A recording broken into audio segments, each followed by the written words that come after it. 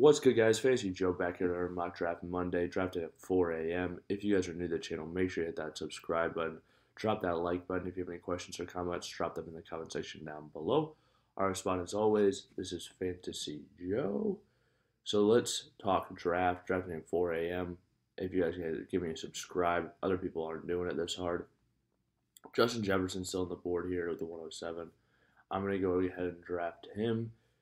Please hit that subscribe button, guys. Like I said, if you want to bring home that fantasy championship, it's really simple. Just hit that subscribe button.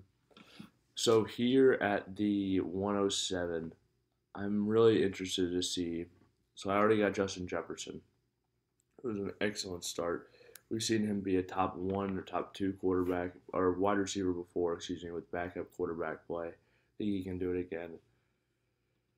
I like these wide receivers, or I like Derrick Henry's touchdown upside. I think ETN's a good pick. I'm going to go ahead and secure Devontae Adams here, though, and get 2 high-volume pass catchers at the beginning of my draft. Next up, I'm going to take Josh Jacobs. Reason being, I think he's got really high touchdown upside on that offense, and the way the depth chart is right now around him, a lot of those other guys are pretty banged up. Don't think they're going to be suiting up for any time soon. Taking a look at this next round, Michael Pittman's out there. He's one of the last guys who I think is a 150-plus target player on his offense. We're going to secure Michael Pittman in round 4. Heading in round 5, Devonta Smith and Mari Cooper, both out there on the board. Interesting players. And taking a look at the draft board so you can see how it's gone so far. I am tempted to take a bunch of these guys. I'm going to take Trey McBride here.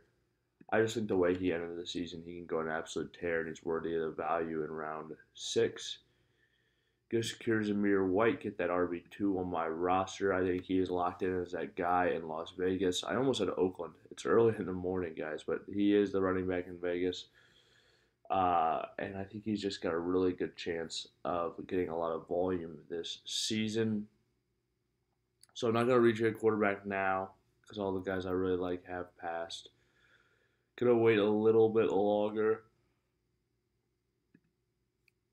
Taking great value in Christian Kirk here. He's just going to be a solid pick no matter what.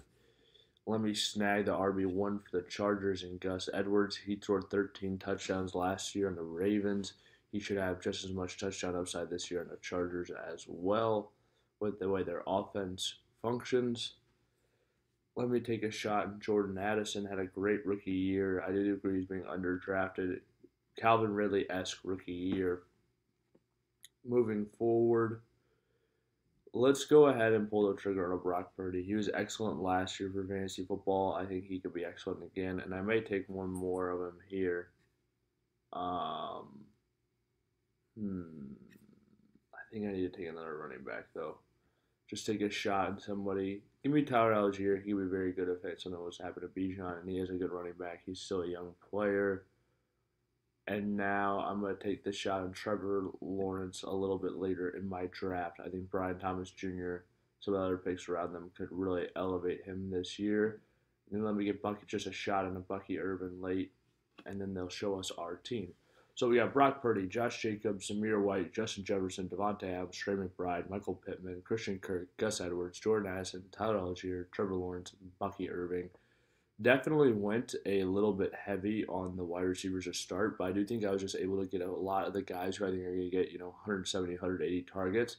You can't really find those guys later in the draft. There's no 150-plus target receivers past the 3rd or 4th round. Really even past like the 2nd most years, except for a handful of exceptions to the rule. But was able to secure a lot of those guys and then get a guy like Zamir White who's got a big workload later that I can lean on, and Josh Jacobs as well a tad later, but guys that have massive workloads and getting receivers that are going to be heavily targeted and a tight end who can make an impact. Wish a better quarterback. He got to me in round 7, but that's just the way it goes. Took Brock Purdy a few rounds later. He'll be good enough to get the job done. If you guys like this mock draft, hit that like button. If you have any questions or comments, drop them in the comment section down below. As always, I'll respond. This has been Fantasy Joe. Thank you.